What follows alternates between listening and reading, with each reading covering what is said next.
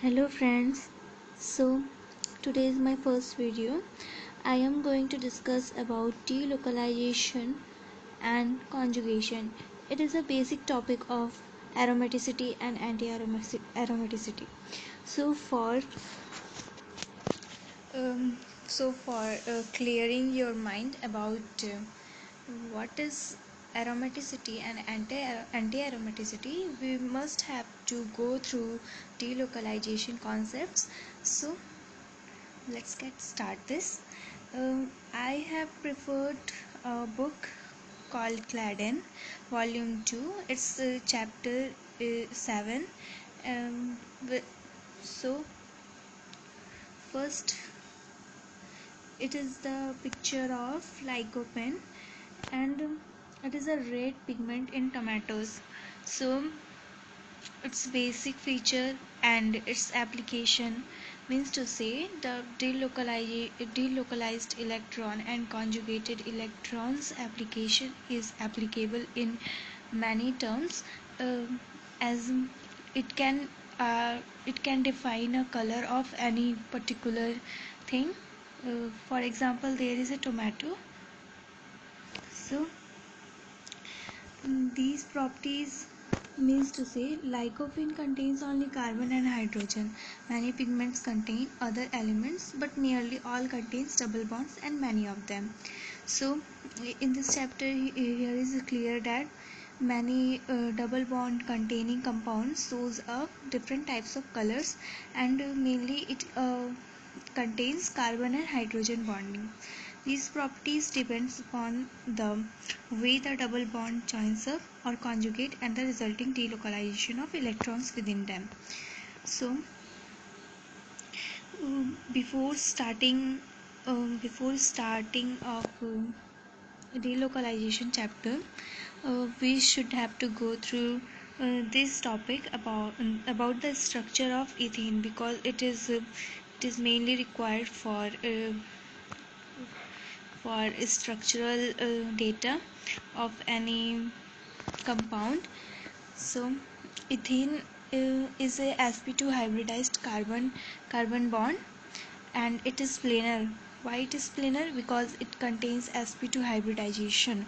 And while reading Vesper theory or any type of structural determination by theoretical manner, we can easily identify that sp2 is called as planar. So here the C double bond C, um, in this C2H6 structure called as ethene, there is a carbon hydrogen bond like a trigonal type of structure. It contains mainly I am talking about only one carbon.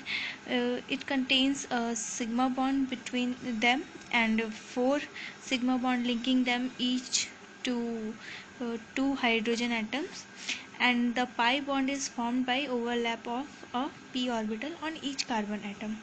So as defining um, pi bonding, it is sidewise overlapping of pp orbital, and sigma bonding is axial overlapping of sspp or etc type of bonding. So pi bonding is weaker than sigma bonding, and due to this it is easily breakable while applying any type of energy. And while watching this molecular orbital diagram, there is a two carbon atom representation. Here the bonding pi molecular orbital contains a in phase combination. In phase combination refers to the same type of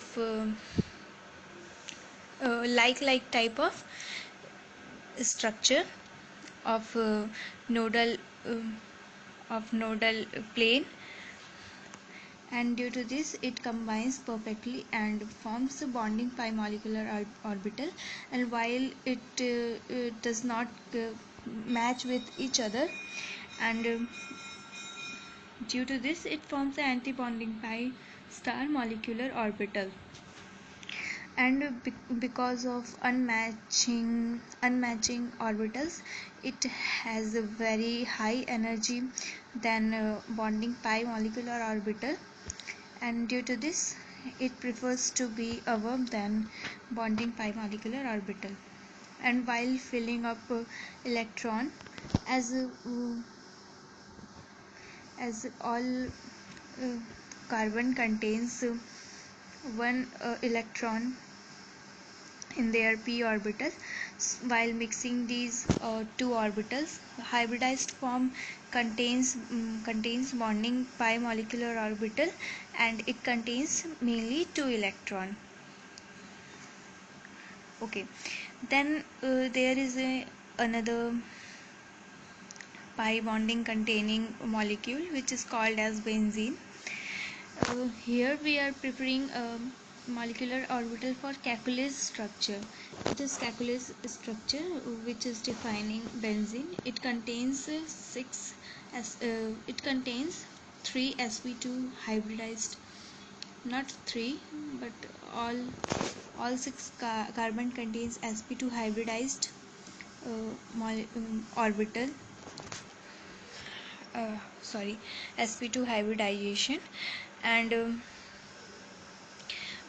all p orbitals are sidewise overlapping, and due to the electron flows from one p orbital to another p orbital, these phenomena can be called as delocalization. So I will go further in another video, because so I will discuss in another video. And thank you for watching.